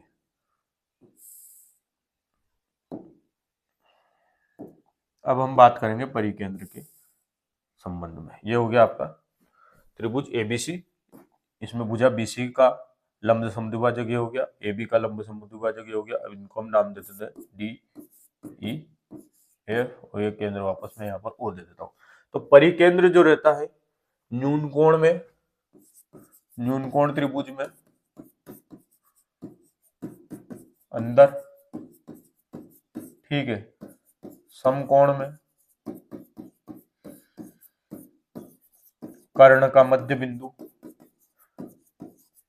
तो परिकेंद्र रहेगा वो समकोण त्रिभुज की बात करें, समकोण जो त्रिभुज रहेगा उसमें परिकेंद्र, ये जो कर्ण है इसका मध्य बिंदु रहेगा, मतलब यहाँ पर इसका क्या रहेगा, परिकेंद्र रहेगा। और अगर हम अधिक कोण त्रिभुज की बात करें, अधिक कोण त्रिभुज में जो रहेगा वो क्या रहेगा, परिकेंद्र त्रिभुज के बाहर, न्यूनकोण त्रिभुज में जो परिकेंद्र रहेगा वो त्रिभुज के अंदर रहेगा, जैसे इसमें बना हुआ है। समकोण त्रिभुज में कर्ण वाली रेखा का जो मध्य बिंदु रहेगा, कर्ण का मध्य बिंदु वो क्या रहेगा, परिकेंद्र रहेगा। और अधिक कोण त्रिभुज में परिकेंद्र रहेगा त्रिभुज के बाहर रहेगा। अब त्रिभुज के परिवृत्त की त्रिज्या, अब त्रिभुज के परिवृत्त की त्रिज्या, इसका भी एक फॉर्मूला है, इसको आप बस फॉर्मूले को याद रखें। Small A small B small C, small A B C जो है, जैसे ए के सामने वाली भुजा की लंबाई स्मॉल ए होगी, बी के सामने वाले की भुजा की लंबाई स्मॉल बी होगी, और सी के सामने वाली भुजा की लंबाई क्या होगी, स्मॉल सी होगी। तो एबीसी क्या है, त्रिभुज की भुजाओं की लंबाई जो है वो एबीसी है। और इसके बटा अगर मैं 4 गुणा क्षेत्रफल कर दूं त्रिभुज एबीसी का, तो इसके क्या आ जाएगी, परिवृत्त की त्रिज्या आ जाएगी। ठीक है दोस्तों, ये हमने यहाँ पर इसको बात कर ली। इस प्रकार से हमने त्रिभुज की माध्यिका देखी थी। माध्यिका में क्या करते थे, शीर्ष से सामने वाली भुजा के मध्य बिंदु पर हम रेखा खींचते थे, तो वो उसकी माध्यिका होती थी। तो वो तो हमने माध्यिका पढ़ी। अब माध्यिका के बाद हमने अगर लंब केंद्र की बात करें, तो शीर्ष से सामने वाली भुजा पर खींची गई रेखा अगर उस पर 90 डिग्री का कोण बना रही है, तो वो उसमें क्या हो जाता था, लंब केंद्र हो जाता था। उसके बाद अगर हम अंतः केंद्र की बात करें, तो अंतः केंद्र में हमने देखा था कि शीर्ष की जो भुजा है या शीर्ष का जो कोण है, कोई शीर्ष है, उससे अगर हमने कोई रेखा खींची जो उस शीर्ष पर बनने वाले कोण को 2 बराबर भागों में बांट रही है, और तो वो तीनों ही शीर्षों से अगर हम इस प्रकार की रेखाएं खींचे, तो वो जहां पर काटती थी उसको अंतः केंद्र कहते थे। और परिकेंद्र में क्या हुआ, परिकेंद्र में हमने देखा अभी, तो शीर्ष से जो त्रिभुज है उस पर हमने एक रेखा इस प्रकार से खींची या एक ऐसा लंब डाला जो उस त्रिभुज की जो भुजा है उसको 2 बराबर भागों में बांट रहा है, तो वो उसका क्या रहेगा, परिकेंद्र रहेगा। देखो यहाँ पर ये बराबर भुजाओं में बांट रहा है, इसके सामने शीर्ष आ रहे थे इसलिए डॉट डॉट इस पे मिले। अगर यही भुजा थोड़ी और लंबी रहती तो ये इधर उधर भी हो सकता था। तो आपको बस इतना याद रखना है, जो लंब केंद्र रहेंगे वो इस भुजा को 2 बराबर भागों में बांटेंगे। ये जो डॉट डॉट लाइन नहीं हो रही, इसके अलावा जो लाइन है ये गहरी वाली, इन्हीं 3 लाइनों से मिलकर ये जहां पर मिलेगी वो क्या रहेगा, उसका परिकेंद्र रहेगा। ठीक है, तो नेक्स्ट हम बात करते हैं अब समबाहु त्रिभुज में चारों केंद्र एक ही रेखा में होते हैं। एक बात याद रखना, जो समबाहु त्रिभुज है जिसकी तीनों भुजाएं बराबर है, इसमें चारों ही केंद्र एक ही जगह पे होते हैं। परिकेंद्र, अंतः केंद्र, लंब केंद्र और केंद्रक। माध्यिकाएं जहां पर कट करती है उसको केंद्रक कहते हैं। ठीक है, ये बात याद रखना, त्रिभुज की माध्यिकाएं जहां पर कट करती है एक दूसरे को, उसको केंद्रक कहते हैं। और केंद्रक प्रत्येक माध्यिका को 2:1 में काटता है। जो समबाहु त्रिभुज है, समबाहु नहीं समद्विबाहु, समद्विबाहु त्रिभुज में जो चारों ही केंद्र रहते हैं, केंद्रक, परिकेंद्र, अंतः केंद्र और लंब केंद्र, एक ही रेखा पर होते हैं। और अगर यही त्रिभुज अगर समबाहु हो गया, समबाहु हो गया, तो ये जो सारे ही केंद्रक है वो इसी एक बिंदु पर रहेगा। समबाहु त्रिभुज में सभी केंद्र एक ही बिंदु पर रहते हैं। इसी बिंदु पर लंब केंद्र रहेगा, यही परिकेंद्र रहेगा, यही अंतः केंद्र रहेगा, और यहीं पर क्या रहेगा, केंद्रक रहेगा। तो चारों ही केंद्र इसमें समबाहु त्रिभुज में एक ही बिंदु पर होते हैं। समद्विबाहु त्रिभुज में जो चारों केंद्र रहते हैं वो क्या रहते हैं, एक रेखा पर रहते हैं। ठीक है, अभी इसमें कौन सा कहाँ है या उस त्रिभुज की भुजाओं की लंबाई के ऊपर डिपेंड करेगा। बाकी जो समद्विबाहु त्रिभुज में एक ही रेखा पर रहेगा और समबाहु त्रिभुज में इस जगह पर। अब हम बात करें किसी बहुभुज में विकर्णों की संख्या। अगर किसी बहुभुज में विकर्णों की संख्या निकालनी है, किसी बहुभुज में विकर्णों की संख्या, इसका एक फॉर्मूला है। किसी बहुभुज में विकर्णों की जो संख्या रहेगी वह रहेगी n कोष्टक n-3/2। अगर हम त्रिभुज की बात करें, त्रिभुज में n बराबर क्या रहेगा, 3। ठीक है, तो त्रिभुज में n बराबर अगर 3 रहेगा, तो यहाँ पर अगर हम 3 कोष्टक 3-3/2 करें, तो त्रिभुज में विकर्णों की संख्या क्या रहती है, 0 रहती है। आप खुद देख लो, मैं यहाँ से विकर्ण किसे खींचू, 2 विकर्ण क्या रहता है, 2 शीर्षों को अगर मैं मिला दूं तो वो विकर्ण रहता है। तो त्रिभुज में विकर्ण 0 रहते हैं। अगर यही हम चतुर्भुज की बात करें, मैं देखो आपको एक छोटा सा चतुर्भुज बना के भी बता देता हूँ। चतुर्भुज में विकर्णों की संख्या क्या रहेगी। अगर मैं ये चतुर्भुज मैंने यहाँ बना दिया, अब इस चतुर्भुज में विकर्णों की संख्या देखो। चतुर्भुज में कितनी भुजा है, 1 2 3 4। यहाँ पर n का मतलब है भुजा, जहां n बराबर क्या है, भुजा। चतुर्भुज में कितनी भुजा है, 4 है। तो चतुर्भुज में विकर्ण देखते हैं, 4 कोष्टक 4-3/2, 4 गुणा 1/2 बराबर 2। तो चतुर्भुज में 2 विकर्ण आ रहे हैं। तो देखो 2 विकर्ण क्या रहते हैं, पहला विकर्ण तो ये और दूसरा विकर्ण ये। विकर्ण क्या रहता है, शीर्षों को अगर हम मिलाते हैं तो वहां पर क्या बनता है, विकर्ण बनता है। ऐसे ही अगर पंचभुज ले ले, पंचभुज ले ले तो पंचभुज में एन की वैल्यू 5 रख दो, 5 कोष्टक 5 माइनस 3/2, तो यहाँ से जो विकर्ण आएंगे वो आएंगे 5 गुणा 5 गुणा 5 माइनस 3, 2/2 बराबर 5। तो पंचभुज में कितने विकर्ण बनेंगे, पंचभुज में 5 विकर्ण बनेंगे। षटभुज की बात होगी तो एन की संख्या 6 रख दो। तो ये क्या है, किसी बहुभुज में विकर्णों की संख्या निकालने का फॉर्मूला है, याद रखना। ठीक है दोस्तों, अब अगर हम बात करें और त्रिभुज में विकर्णों की संख्या 0 होती है, ये इंपॉर्टेंट है, किसी त्रिभुज में विकर्णों की संख्या 0 रहती है। अब अगर हम बात करें एन भुजा वाले बहुभुज में, किसी एन भुजा वाले बहुभुज में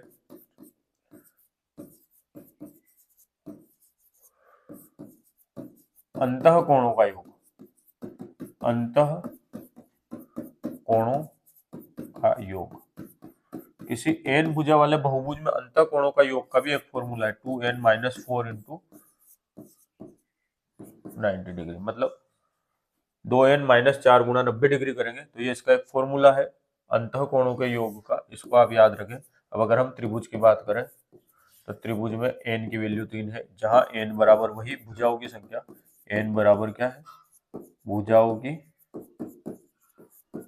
संख्या, n बराबर क्या है, भुजाओं की संख्या। अब देखो यहाँ ये त्रिभुज की बात हो रही है, अब मैं यहाँ पर n बराबर भुजाओं की संख्या, तो त्रिभुज में n की वैल्यू 3 रख देता हूँ, तो 2 गुणा 3 माइनस 4 गुणा 90 डिग्री बराबर, अंदर तो बचेगा 2, बाहर 90 डिग्री। तो त्रिभुज में भुजाओं की अंतः कोणों का योग क्या होता है, 180 डिग्री। अगर यहाँ चतुर्भुज की बात कर ले, चतुर्भुज में n की वैल्यू क्या रहेगी, 4 रहेगी, तो 2 गुणा 4 माइनस 4 गुणा 90 डिग्री। तो अब यहाँ से जो चतुर्भुज में भुजाओं की संख्या आएगी 4 दूनी 8 माइनस 4, 8 माइनस 4 कितना हो जाएगा, 4 गुणा 90 डिग्री बराबर 9 चौक 36, 360 डिग्री। अगर पंचभुज की बात करें, पंचभुज में n की वैल्यू 5 हो जाएगी, तो 2 गुणा 5 माइनस 4 गुणा 90 डिग्री, तो 2 गुणा 5 10, 10 माइनस 4 कितने हो गए, 6, 6 गुणा 90 डिग्री बराबर 540 डिग्री। अंतः कोणों का योग है ना ऐसे बढ़ता है, त्रिभुज में 180 डिग्री, चतुर्भुज में इसका दुगना, 18 दूना 36, पंचभुज में 18 36, 18 54, 540 डिग्री, तो ऐसे सीरीज चलेगी। तो आप याद रखें त्रिभुज के तीनों ही अंतः कोणों का योग 180 डिग्री होता है, चतुर्भुज का 360 डिग्री होता है, पंचभुज का 540 डिग्री होता है। षटभुज का पूछे तो 18 18 36, 18 54, 18 74, 720 फीट, 720 डिग्री। तो इस प्रकार से आप क्या करें, इनको याद रखें, अंतः कोणों का योग यहाँ से हम इस फॉर्मूले से निकाल लेंगे, उसमें हमें भुजाएं बस पता रहनी चाहिए। अब आप बात करें सभी बहुभुजों का जो बाह्य कोणों का योग रहता है, सभी बहुभुजों के जितने भी बहुभुज हो, भले वो त्रिभुज हो, चतुर्भुज हो, पंचभुज हो, षटभुज हो, सप्तभुज हो, अष्टभुज हो, नवभुज हो, 10 भुज हो, तो सभी बहुभुज जो रहेंगे, सभी बहुभुजों के भाई कोणों का योग जो रहेगा वो 360 डिग्री रहेगा। तो भाई कोणों का जो योग रहेगा ये फिक्स है, 360 डिग्री होता है, ये चीज आप याद रखें। त्रिभुज सभी बहुभुजों के भाई कोणों का जो योग रहेगा वो 360 डिग्री रहेगा, और सम बहुभुज का प्रत्येक भाई कोण, अगर कोई सम बहुभुज है, जैसे कोई त्रिभुज है जिसकी तीनों भुजाएं बराबर है और उसका प्रत्येक भाई कोण निकालना है, तो 360 में उसकी भुजाओं की संख्या का क्या कर दो, भाग दे दो। जैसे सम त्रिभुज या समबाहु त्रिभुज में भाई कोण होगा, भाई कोण होगा, तो समबाहु त्रिभुज में भाई कोण क्या होगा, 360 बटा त्रिभुज में भुजाओं की संख्या कितनी है, 3, 120 डिग्री, प्रत्येक भाई कोण क्या होगा, 120 डिग्री होगा। ऐसे ही समबाहु पंचभुज में, समबाहु पंचभुज में सभी भाई कोण होंगे, सभी भाई कोण होंगे, पंचभुज है तो 360 बटा 5 का भाग दे दो, 5 7 35 और 5 दूना 10, तो 72 डिग्री। जो पंचभुज रहेगा उसका प्रत्येक भाई कोण क्या रहेगा, पर वो पंचभुज क्या होना चाहिए, समबाहु होना चाहिए, मतलब उसकी सारी भुजाएं बराबर होनी चाहिए। ऐसे ही त्रिभुज है वो अगर समबाहु है तो प्रत्येक भाई कोण 120 डिग्री रहेगा, अगर पंचभुज समबाहु है तो प्रत्येक उसका भाई कोण क्या रहेगा, 360 डिग्री, जितनी भुजाओं की संख्या उसको भाग दे दो, तो वो क्या हो जाएगा, उसमें जो रहेगा भाई कोण का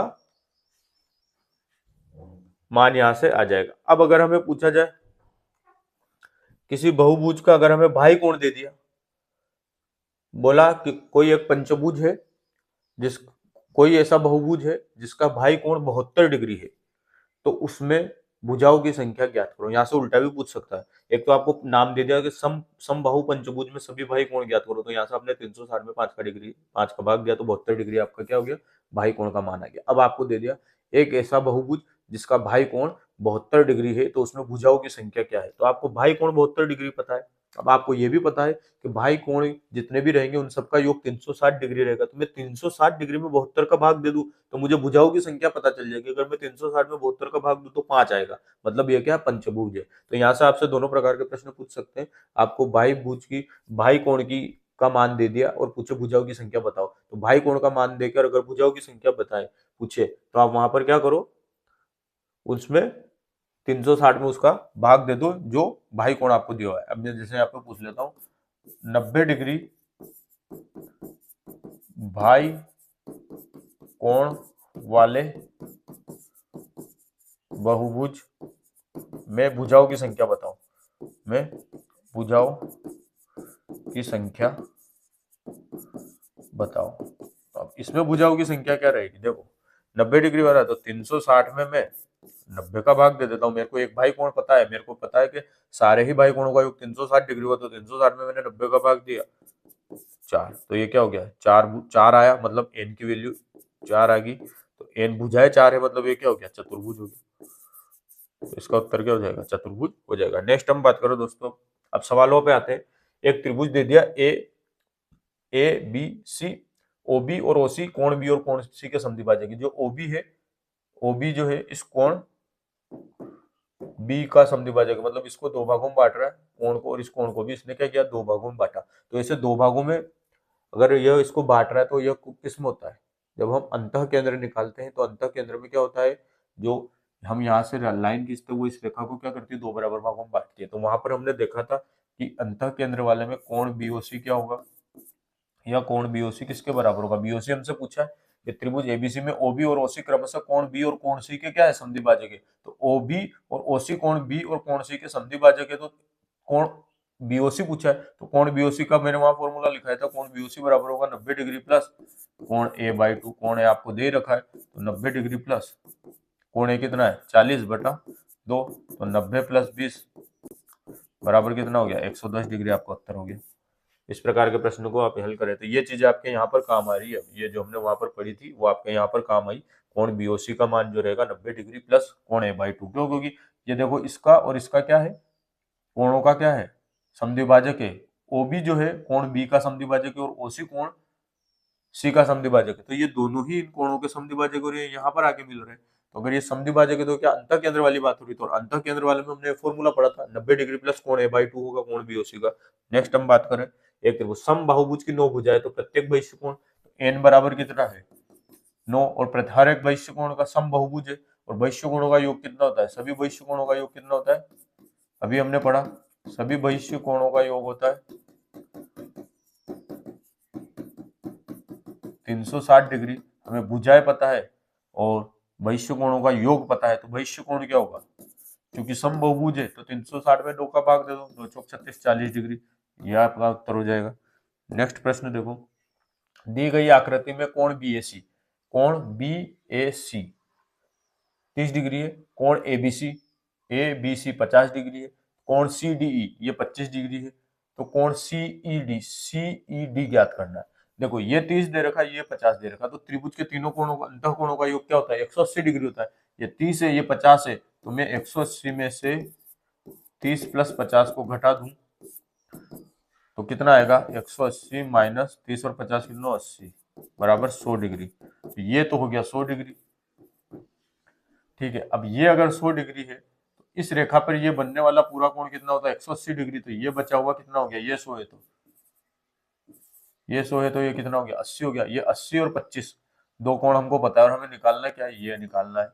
ये 80 हो गया, ये 25 हो गया और ये निकालना है। तो इस कोण को कोण सीईडी क्या होगा, कोण सीईडी बराबर क्या हो जाएगा, 180 माइनस 80 प्लस 25 बराबर 180 माइनस 105 बराबर 75 डिग्री। तो जो 75 डिग्री रहेगा वो रहेगा कोण CED जो रहेगा वो कितना रहेगा 75 डिग्री। एक बार और देखो, ये 50 है, ये 30 है, ये हमें पता करना है। तो 180 में से मैं 50 और 30 को घटा दूं तो त्रिभुज का तीसरा कोण आ जाएगा 110, ये आया है 100 डिग्री, ये 100 है, और तो इस पे बनने वाला पूरा कोण 180 डिग्री रहेगा। ये जो लाइन जा रही है ये 180 डिग्री रहेगा, ये 100 है, तो ये कितना बचा 80 बचा, 80 ये है 25 ये है, ये निकालना है। तो 180 में से इन दोनों को घटा दूं तो ये वाला आ जाएगा, ये कितना है 75 डिग्री आया।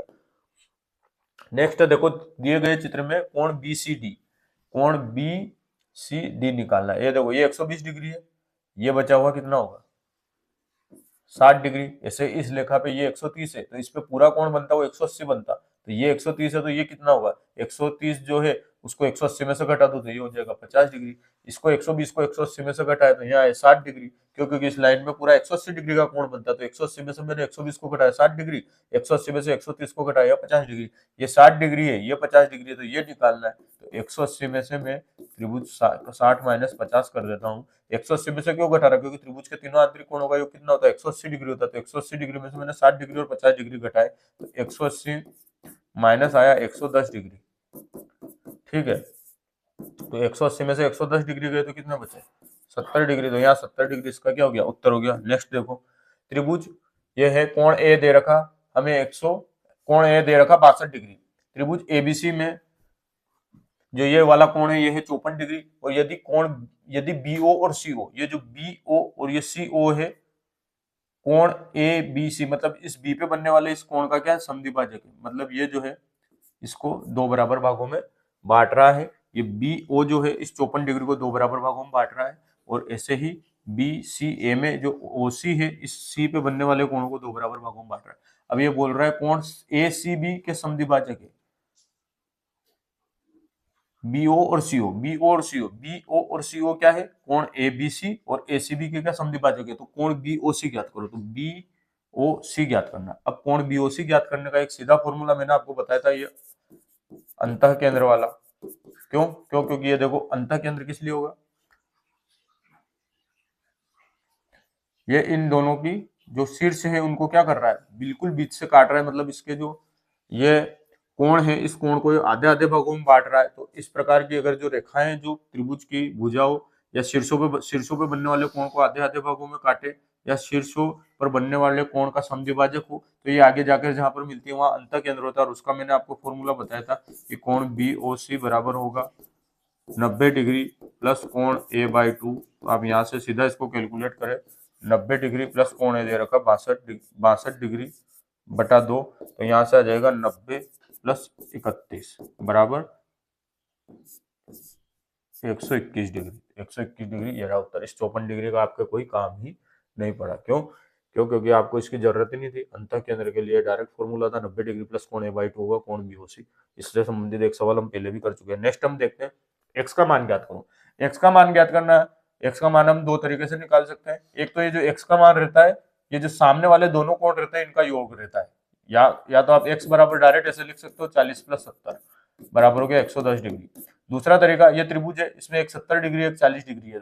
इस कोण को मैं निकालूं तो 180 में से अगर मैं त्रिभुज के तीनों अंतः कोणों का योग 180 डिग्री होता है, तो 180 डिग्री में से मैं 40 डिग्री प्लस 70 डिग्री को घटा दूं तो जो आएगा वो ये वाला कोण आ जाएगा। तो 180 माइनस 40 और 70 110 करूं तो कितना आया 70 डिग्री। तो ये कोण कितना आ गया, ये 70 आ गया। ये 70 है तो ये पूरा कितना होना चाहिए 180 होना चाहिए। तो 180 में से मैं 70 को घटा दूं तो 180 माइनस 70 कर दूं तो कितना आया 110 डिग्री। तो 110 डिग्री इसका क्या हो गया उत्तर हो गया।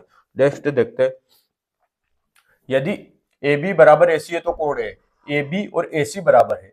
ये अगर ये कोई एक रेखा है, इस पे ये दोनों भुजाएं बराबर है, तो ये दोनों कोण क्या रहते हैं समान रहते हैं। तो ये कोण ABC में कोण B अगर हमें 50 डिग्री दे रखा तो ACB भी क्या रहेगा 50 डिग्री रहेगा। क्योंकि AB और AC क्या बराबर है, ये और ये भुजा बराबर है, तो ये दोनों क्या रहेगी समान कोण बनाएगी। ये 50 डिग्री ये 50 डिग्री, हमें निकालना क्या कोण A निकालना।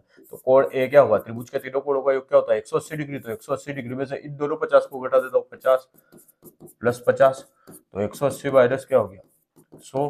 तो ये जो कोण आया कोण A क्या है 80 डिग्री। तो ये सी ऑप्शन आपका क्या हो गया उत्तर हो गया। नेक्स्ट हम देखते हैं, त्रिभुज कोण एबीसी का मान ज्ञात करो। एबीसी यहाँ जो बी बीच में है, इस कोण का मान ज्ञात करना है। ऐसे अगर पूछो कोण एबीसी, इसका मतलब ये नहीं हुआ कोण ए कोण बी कोण सी तीनों के मान निकालने, जो बीच में रहता है उसी कोण का मान निकालना रहता है। तो एबीसी में कोण एबीसी लिखा हुआ है, इसका मतलब बी वाले कोण का मान निकालना है। तो बी वाले कोण का मान निकालना है। यहाँ पर देखो ये 110 डिग्री है, अगर इस पे पूरे पे मैं बनाए तो ये 180 डिग्री होता है। ये 110 है तो ये कितना होगा, 180 में से 110 को घटा दो।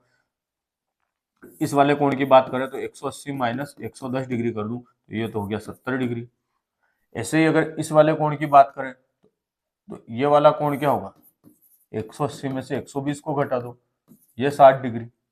क्यों, क्योंकि 120 है तो बचा हुआ कितना होगा, 60 डिग्री। अब हमें दो कोण पता चल गए 60 और 70, तीसरा कोण निकालना, तो तीसरा कोण क्या होगा, 180 माइनस 60 डिग्री प्लस 70 डिग्री। क्यों, क्योंकि त्रिभुज के तीनों कोणों का योग क्या होता है 180। तो 180 में से मैं 130 को घटा दूं, कितने बचे 50 डिग्री। 50 डिग्री का ऑप्शन, ये डी ऑप्शन आपका क्या हो जाएगा, उत्तर हो जाएगा। एक लास्ट अंतिम सवाल हम देखते हैं।